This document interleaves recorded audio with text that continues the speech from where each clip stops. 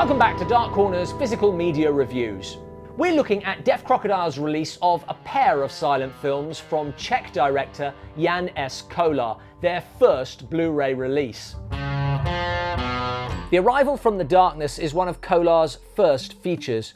Richard Borro brings an intriguing old book for his neighbour Drazicky. That's a red flag. But Borro has always fancied Drazicky's wife, Dagmar, and the book is just a way to get her on her own.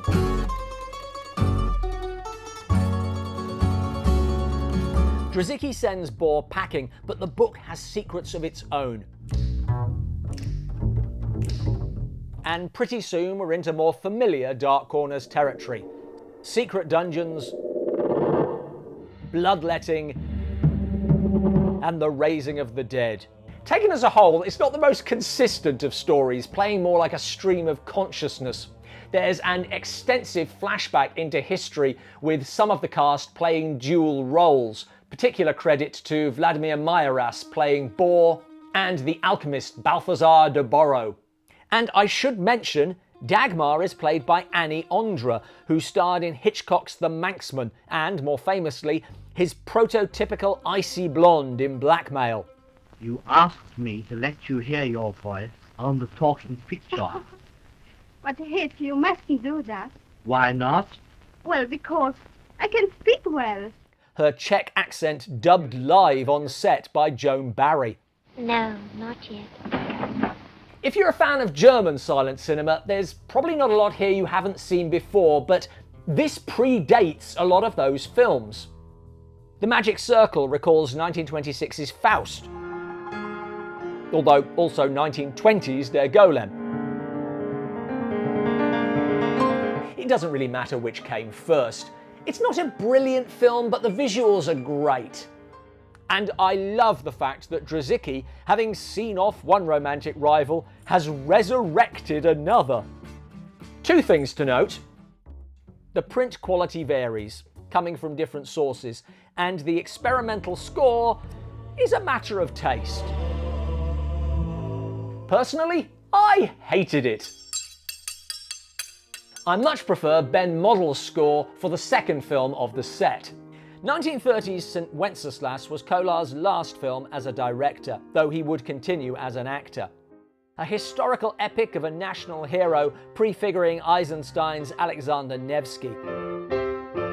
Despite being the most expensive Czech film made to date, there's nothing here to match the Battle of the Ice, nor really can the scale match the Hollywood and German epics of the era.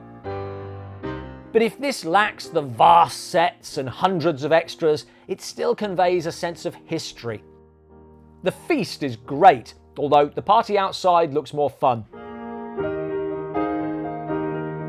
Covering the transition from paganism to Christianity, the film focuses on the monarch of the title as strong ruler, as a saint,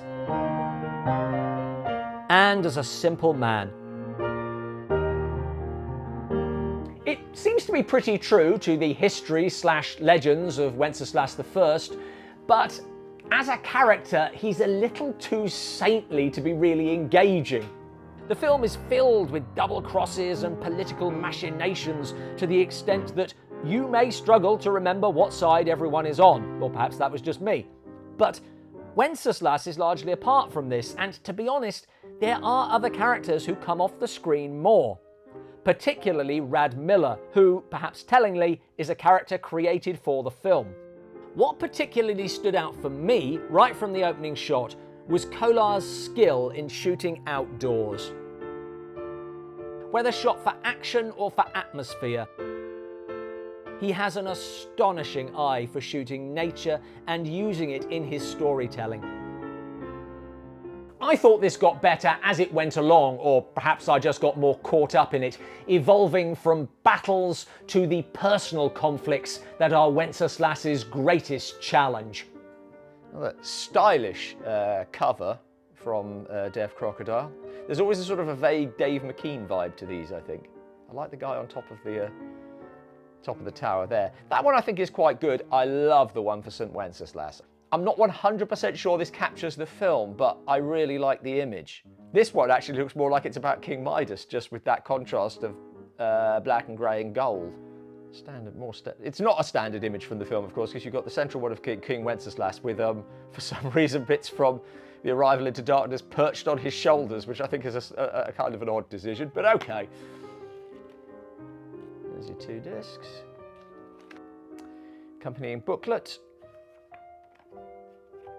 Okay, article by Jan Christopher Horak.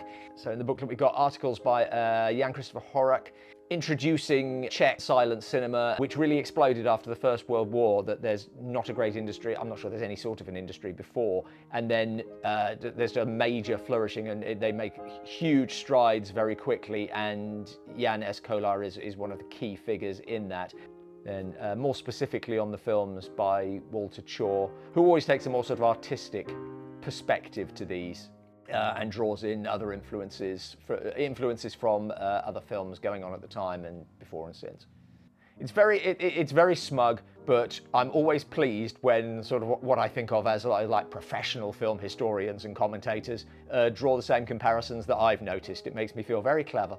The main event is the bonus content, including 5 silent shorts, including Kolár's first film. And Annie Ondra's first film, which is surreally prefaced by a piece shot later with Ondra reenacting how she was discovered. The Oriental language teacher was co-directed by the first female Czech director, Olga Rautenkransová, who also appears and features the Anti-Feminist Club. There's also the only surviving 4 minutes of horror film, The Wedding Shirt. Not a Kolár film, but co-directed by Fyodor Pistek, who plays Drazicky in The Arrival from the Darkness. My favourite, predictably, is a compilation of behind-the-scenes footage put together in 1954 and called How We Used to Make Movies. Annie Ondra again, and including shots of Kolár at work on St. Wenceslas. There's also new commentary by Peter Hames and Irena Kovarova, and a visual essay by Stephen Brumer. All interesting because this is not a filmmaker I knew anything about, but the shorts are what made it for me. If neither of these films is the best of their kind, they are both good, filled with visual imagination, shining a necessary light on a largely forgotten figure of the silent era, and reminding us that film was always an international medium, influences trading back and forth, filmmakers inspiring each other. Thanks for watching. Please like and subscribe. Were you at all familiar with Kolár or his films? Please let us know in the comments below, along with any other overlooked gems of Czech cinema.